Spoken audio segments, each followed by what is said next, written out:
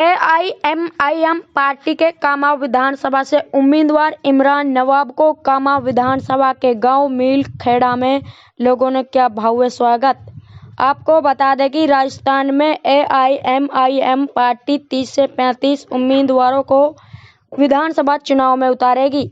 आपको बता दें कि राजस्थान के कामा विधानसभा में लगातार अपनी पार्टी के लिए 1.5 साल से मेहनत कर रहे इमरान नवाब को असदुद्दीन अवैसी ने कामा विधानसभा से उम्मीदवार की घोषणा कर दी है।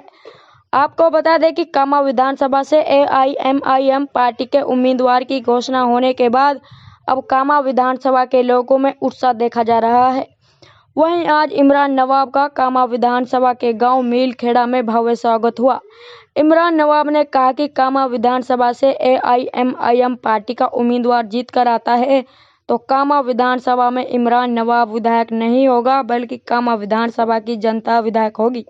आप देखें इस पर रिपोर्ट। देखो 2023 के इलेक्शन हमारी पार्टी बड़ी मजबूती से लड़ रही है और मैं एक शॉर्ट में कह देता हूँ, मेवात के अंदर मुद्दों की कमी नहीं है। मेवात में जो विकास है, मेवात की जो एजुकेशन की व्यवस्था है, मेवात में जो शिक्षा, स्वास्थ्य, बेरोजगारी, ये ऐसे मुद्दे हैं, रोडों के ऐसे मुद्दे हैं कि ये 70-75 साल से खत्म ही नहीं हुए हैं। तो ये बहुत बड़े मुद्दे हैं और ये इन मुद्दों से लोग गांव के ग्रामीण, हमारी माँ बहनें इतनी परेशान है रोडों से कि मैं तो ये कहता हूँ कि अगर कोई मैयत वगैरह भी अल्लाह हमारे किसी में जो भाई चला जाता है तो उसको मैयत को कब्रिस्तान ले जाने में बड़ी तकलीफ होती है। तो हम चाहते हैं कि एक ऐसी सरकार, स्थिर सरकार बने या आपका ऐसा एक नुमाइंदा बने जो इन समस्याओं को खत्म करे। उसका मैं ये है कि हम अगर हमारा नुमाइंदा, अगर हम यहाँ से जीतता हूँ, अगर मैं यहाँ से जीतता हूँ तो इलाके के लिए, इलाके के 3600 बिरादरी के लिए मैं वो काम करके दिखाऊंगा जो 70-75 साल से इन सरकारों ने नहीं किया है और वो 70-75 साल से उन मुद्दों पे चुनाव लड़ती आ रही है।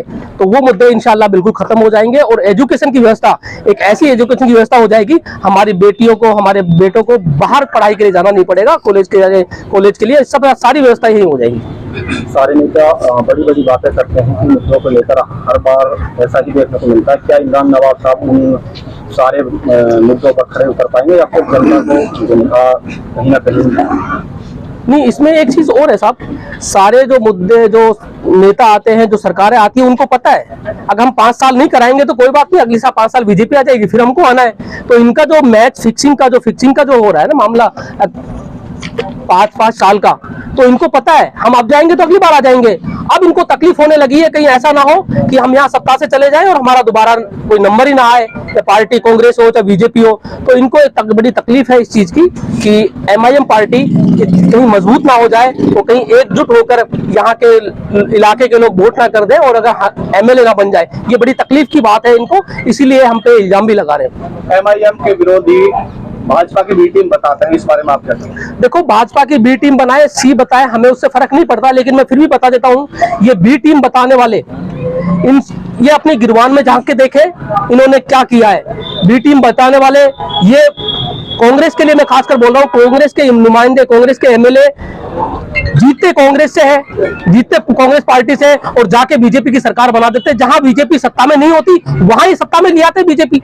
तो इससे बड़ी बी टीम और कौन होगी? तो बी टीम का काम ये खुद कर रहे हैं, तो उसको अपने ऊपर से इल्जाम हटाने के लिए ये हमारे ऊपर इल्जाम लगा रहे हैं। हम कौम के लिए काम करते हैं, कौम के लिए काम करेंगे और कौम के लिए हम ए टीम बन के आए और इंशाल्लाह ए टीम ही रहेंगे। और हर मुद्दे पे, चाहे हिजाब का मुद्दा हो, 3 तलाक, कुछ कोई भी मुद्दा हो, हमारे बैरिस्टर असदुद्दीन ओवैसी साहब बड़ी मजबूती से उठाते हैं और उन मुद्दों पे हम काम भी करते हैं। और हमारे जो मुद्दे होते हैं हम उनको जब तक पीछा नहीं छोड़ते जब तक उसका सोल्यूशन ना हो जाए। तो इनको ये तकलीफ है कहीं ऐसा ना हो कि ये मुद्दे जो हमने चुनाव लड़ते आ रहे हैं, कहीं ऐसा ना हो कि एमआईएम की कोई नुमाइंदा यहाँ से जीत जाए और हमारे ये मुद्दे खत्म हो जाए, आगे से हमारी राजनीति ना खत्म हो जाए। इनको बड़ा डर है इस चीज। कामा विधानसभा के विकास को आप किस तरह देखते हैं? कामा विधानसभा का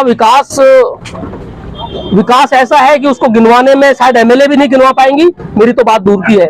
क्योंकि विकास इसलिए नहीं गिनवा पाएंगी तो विकास कहीं नजर ही नहीं आता। अगर विकास कहीं नजर आता तो वो कहते हैं कि हमने यहाँ विकास कराया है।